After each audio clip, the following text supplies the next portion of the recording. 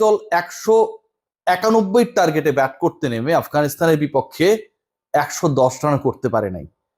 81 রানের পরাজয়, যেভাবে দলটা হেরেছে, যেভাবে একটার পর একটা উইকেট পড়েছে, যেভাবে ক্রিকেটাররা উইকেট বিসর্জন দিয়েছেন, যেই অ্যাপ্রোচে খেলেছেন, ধরুন এই দলটাকে যদি ফলো অন করাতে নামাতো, আফগানিস্তান যদি বলতো যে বাংলাদেশ আরো একবার ব্যাট করুক, টার্গেট ওই 191, 109 পর থেকে বাংলাদেশ বাকি 81 রান করবে, আপনি কি বুকে হাত দিয়ে বিশ্বাস করতে পারেন যে বাংলাদেশের আরো একবার ব্যাটারদেরকে সুযোগ দিলে সেই 81 রান করতে পারতো? আমি বিশ্বাস করি না। বাংলাদেশের ক্রিকেটাররা যেই ক্রিকেট উপহার দিয়েছে, যেভাবে আজকে হেরেছে, 28 ওভারের বেশি যেখানটায় খেলতে পারে নাই, তাড়াতাড়ি আউট হয়ে যেন দুবাই আবুধাবির স্বর্ণের দোকানে গোল্ডের দাম বেড়ে যাচ্ছে, সেখানটায় গিয়ে যেন হচ্ছে সবাইকে হুড়মুড়িয়ে পড়তে হবে, সেই সময় তো নাই।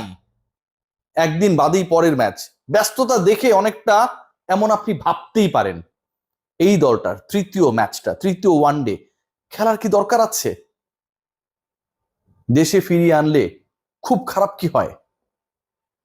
একটা দল 191 রান চেস করছে, 190 রান চেস করছে, সেই 50 ওভারের ম্যাচে প্রত্যেক ওভারে 4-এর নিচে, 3.5-এর কিছু উপরে রান তুলতে হয়। বাংলাদেশের প্রথম ব্যাটার রানের খাতা খোলার আগে আউট হয়ে গেলেন, তাকে ছক্কা হাঁকাতে হবে। তানজিদ হাসান তামিম যেই শট খেলে আউট হয়েছেন, প্রথম ওভারে যেভাবে বাংলাদেশের উইকেট পড়েছে, you are not chasing like 300 plus, 250 plus, even 200 plus, প্রথম ওভারে যেভাবে আত্মাহুতি দিয়ে উইকেট বিসর্জন দিয়ে তিনি আউট হয়ে গেলেন, এটা রীতিমতো অপরাধ, ইংরেজিতে ক্রাইম। এই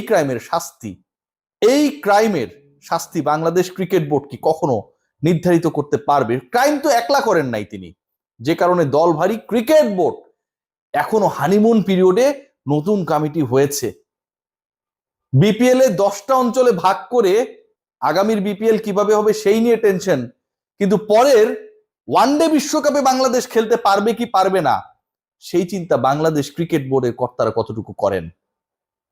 খেয়াল করে দেখবেন, আপনি যদি তানজিদ তামিমকে ড্রপও করতে চাইতেন আজকের দিনে, ব্যাকআপ ক্রিকেটার পৌঁছেইছে 24 ঘন্টা আগে ম্যাচের, সুযোগটা নেই ভাই।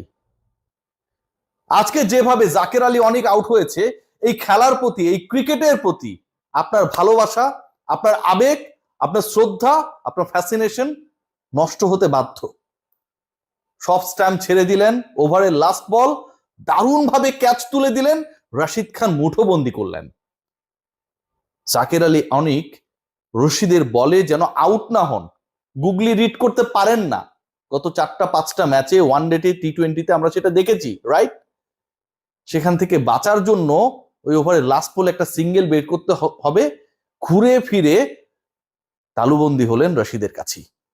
যে বিচ্ছিরি শটটা খেলে আউট হয়ে গেছেন, আগের তুলনায় কম চুইংগাম চিবানো জাকের আলী অনেকের চুইংগাম আসক্তি কমে গেল, ব্যাটিং এর ধরনে খুব বেশি পরিবর্তন এসেছে কি? নুরুল হাসান সোহান যেই শট খেলে আউট হয়েছেন, যেভাবে উইকেট বিলিয়ে দিয়ে এসেছেন, বাংলাদেশের 5th উইকেট 79 রানে পড়ার পর একটা স্বপ্ন দেখছিল সবাই, জাকের আলী অনেক, নুরুল হাসান সোহান সবশেষ স্বীকৃত জুটি খেলছিল না ভালো। প্রায় 100 স্ট্রাইক রেটে ব্যাট করতে থাকা সোহানের কি যেন মনে হলো, শিক্ষা দেব এবার রশিদ খানকে, কত বড় ক্রিকেটার তুই, তুলে মারতে গেলেন ফর নো রিজন। বাংলাদেশের রান রেট তখন 5-এর উপরে। নুরুল হাসান সোহান যে শটটা খেললেন, যে শট খেলার চেষ্টা করলেন, কানেক্ট করতে পারলেন না, গুগলি ধরতে পারলেন না, বোল্ড হয়ে যখন চলে গেলেন, বাংলাদেশের সকল আশা সেখানটায় শেষ হয়ে যায়। সকল স্বপ্ন তখনই পদদলিত হয় যখন বাংলাদেশের ক্রিকেটাররা এভাবে সমর্থকদের, তাদের স্বপ্নকে, তাদের ভালোবাসাকে, তাদের টেনশনকে অপমানিত করেন প্রত্যেকটা পদে পদে। তাওহিদ হৃদয় একই কাজ করেছেন, দারুণ খেলছিলেন, ক্রিজে ছিলেন, মনে হচ্ছিল এবার একটা পার্টনারশিপ হচ্ছে। মিরাজ 50তম রানের মধ্যে যখন 4র্থ উইকেট হিসেবে আউট হয়ে গেলেন, হৃদয়কে নিয়ে কিছুটা হলেও আসলে আমাদের হৃদয়ে আশার সঞ্চার হচ্ছিল। কে শোনে কার কথা, শর্ত খেলতে হবে। রাশিদ খানের উইকেট পাবার খাতাটা খোলার চেষ্টা করলেন হৃদয় নিংড়ে দিয়ে আমাদের তাওহিদ হৃদয়। প্রত্যেকটা উইকেট, প্রত্যেকটা আউট যে বর্ণনা দিলাম, আপনারা যদি খেলাটা বিরক্ত হয়ে না দেখেও থাকেন, আমি যেভাবে বলেছি বিশ্বাস করেন ভাই, ঠিক এভাবেই এরা আউট হয়ে এসেছে। এরা 30 ওভার টিকতে পারে নাই, 28 ওভার 2 বলে অল আউট হয়ে গেছে বাংলাদেশ। যেই দলটা আফগানিস্তান তাদের একজন ব্যাটার শট নিয়ে কম নিয়ে 190+ স্কোরটা করলো, সেই দলটার এগেনস্টে যতই দুরূহ উইকেট হোক, যতই ডিফিকাল্ট টার্গেট হোক না কেন, 109 রানে আপনি গুটিয়ে যান, এর থেকে লজ্জার আর কি হতে পারে ভাই? এর থেকে লজ্জার কোনো কিছু হতে পারে না। বাংলাদেশ সেটা করে দেখিয়েছে। বাংলাদেশ 28 ওভার 2 বলের বেশি খেলতে পারে নাই, বাংলাদেশ 110 রান পর্যন্ত করতে পারে নাই। অথচ এই দলটা যদি ফুটানি দেখেন, শুরুতে এমন ওয়েতে ব্যাট করেছে, এমন ভাবে শুরুটা করার চেষ্টা করেছে যেন Bangladesh Australia, they are chasing a target given by India, and that is definitely around 300। 200-র নিচের একটা টার্গেট তারা করতে গিয়ে যে অ্যাপ্রোচ, যেই ছটপটানি, যে উইকেট বিলিয়ে দেওয়ার চেষ্টা, আপ্রাণ চেষ্টা বাংলাদেশি ক্রিকেটার আজকে করলেন, যেভাবে অপমানিত করলেন, যেভাবে তাদের জাতীয় দলে থাকাকে প্রশ্নবিদ্ধ করলেন, যেভাবে বাংলাদেশের আন্তর্জাতিক ক্রিকেট, ওয়ানডে ক্রিকেট কেন এখনো বেস্ট ফর্মের আমরা বলি, সেই বলাটাকে প্রশ্নের সম্মুখীন করলেন, এটা আসলে আমার কাছে যেটা মনে হয় যে কোনো এক্সপ্লেনেশন দিয়ে ব্যাখ্যা করার অবস্থায় নেই। বোলাররা ঠিকই টাইট বোলিং করলেন, 200-র নিচে অল আউট করে দিলেন, প্রতিপক্ষ 9 উইকেট গিয়েছে, রহমত শাহ ব্যাট করতে পারে নাই, একমাত্র জদরান ছাড়া বাকি কারো ব্যাটে রান নাই। 10 নাম্বার ব্যাটারকে বাংলাদেশ অ্যালাউ করলো আফগানিস্তানের, যে বাবা তুই তাহলে কিছু রান কর, আমরা একটু বড় রান চেস করতে চাই।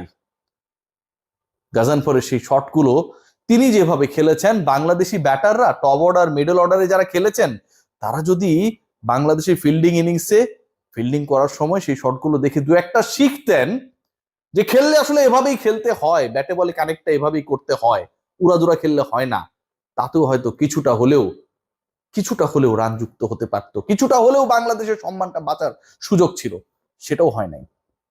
এই দলটাকে বিশ্বাস করুন, যদি ফলো অন করতে দেয়া হয়, যদি বলা হয় যে 109 থেকে এখন প্লাস করে আবার খেলা শুরু করবা, আরো 10 বার বাংলাদেশের ব্যাটাররা নামবে, একবার করে 10 জন ব্যাটার, বিশ্বাস করেন তারপরও 191 করতে পারবেন না। এই পারফরমেন্স দিয়ে আপনি বিশ্বকাপ খেলার স্বপ্ন দেখেন, আফগানিস্তানের বিপক্ষে ব্যাক টু ব্যাক ম্যাচ হেরে আপনি সিরিজ হেরে যান, আপনি বিশ্বকাপে সরাসরি কোয়ালিফাই করার স্বপ্ন দেখেন টপ 8 থেকে, দিবা স্বপ্ন বাংলাদেশকে ভোগাবে রে ভাই।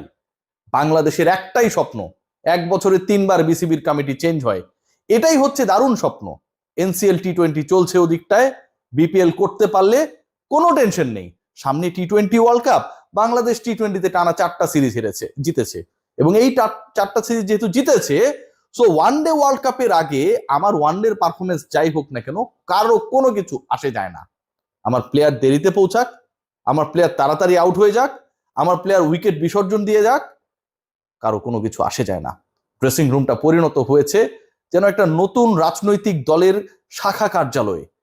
এখানটায় তারাই প্রায়োরিটি পান, তাদেরকে নিয়েই পরিকল্পনা হয়, যে হচ্ছে কোনো একজন বিশেষ ব্যক্তির কাছের। Inside politics, dressing room politics কতটা ভয়ানক, কতটা কদর্য, কতটা আত্মঘাতী হতে পারে। আজকে আফগানিস্তানের বিপক্ষে ওয়ানডেতে 50 ওভারের ম্যাচে বাংলাদেশ যখন 109 রানে অল আউট হয়ে যায়, সেটাই যেন তার রূপকে দেখিয়ে দেয়।